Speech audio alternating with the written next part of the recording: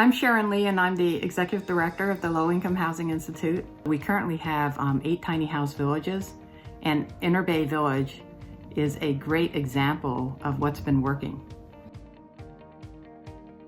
Interbay Village is a great partnership with the Port and the City of Seattle, and it's been open since 2017.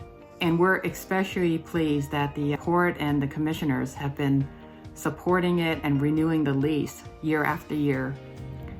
Right now we have 50 people living in 46 tiny houses, and we were thrilled to hear that the Port is willing to let us expand an additional 30 tiny houses. Interbay Village is particularly successful because over time it has housed and sheltered and improved the lives of 246 men, women, and children.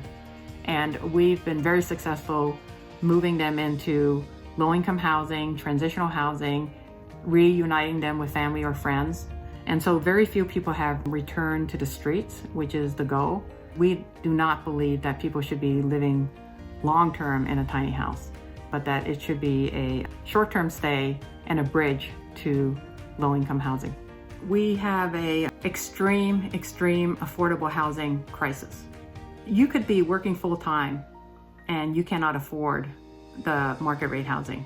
But for many people who are struggling, who are homeless, it is extremely hard to get to the point where they can afford market rate housing. And that's why we want to, in the meantime, expand tiny houses and expand tiny house villages, because living on the street, waiting for more affordable apartments to get built is not the answer.